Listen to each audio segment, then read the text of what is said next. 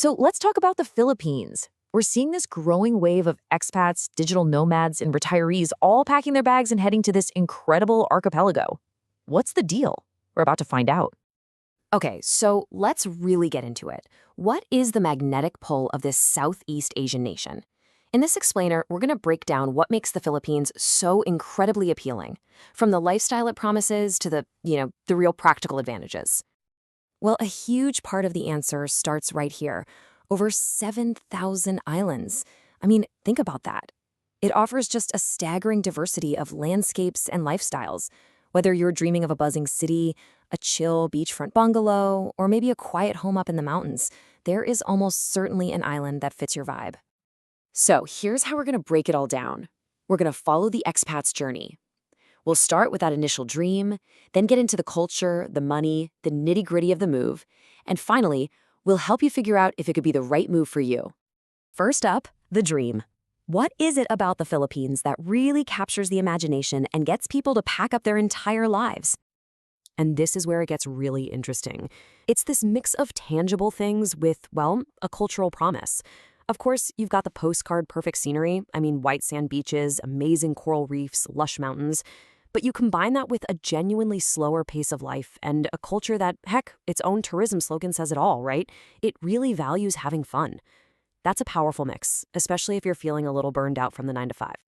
But look, a beautiful view only gets you so far.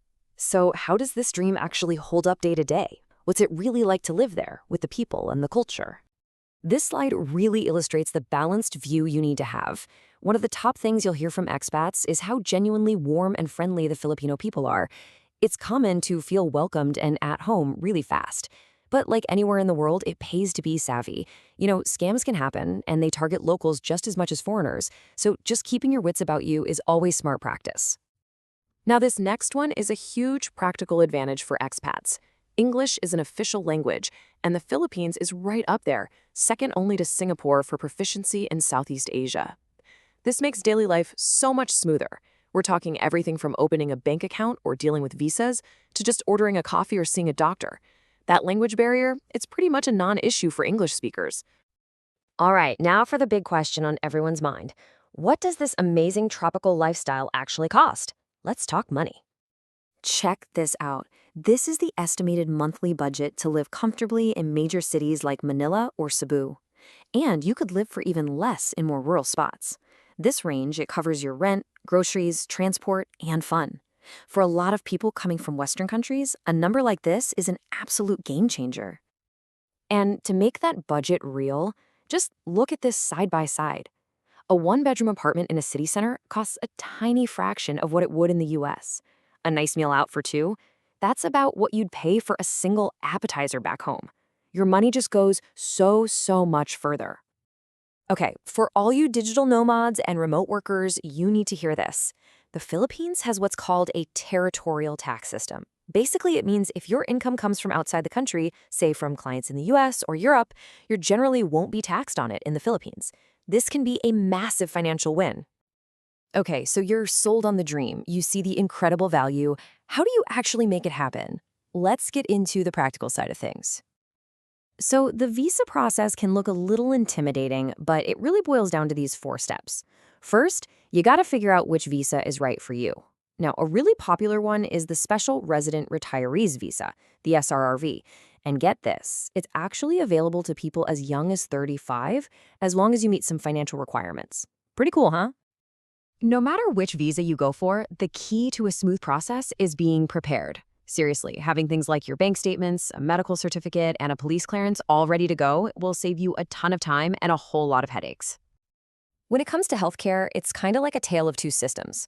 There's the public PhilHealth system, but its coverage is pretty limited. And because of that, pretty much all expats go for private health insurance. This gives you access to the country's really high-standard private hospitals and clinics, which have modern gear and lots of English-speaking staff, many of whom actually trained overseas. So let's pull all this together. We've seen the dream, the people, the price tag, and the paperwork. Now it's time to tackle the biggest question of all. Is the Philippines the right place for you? When you look at the data, yeah, the affordable cost of living is the #1 reason people make the move. But it's never just about the money, right? It's that powerful combination of low cost with a super welcoming culture, absolutely stunning scenery, and just how easy it is to communicate. That's the complete package that seals the deal for so many. But at the end of the day, for a lot of people, the decision goes way beyond a spreadsheet or a pro-con list. It comes down to a feeling. This quote from an expat just says it all. After trying out a bunch of other countries, they found the Philippines was the one place that just felt like home. So, after seeing the dream, the value, and the reality of life in this incredible place, the final question is really one that only you can answer. Could this be where you start your next chapter?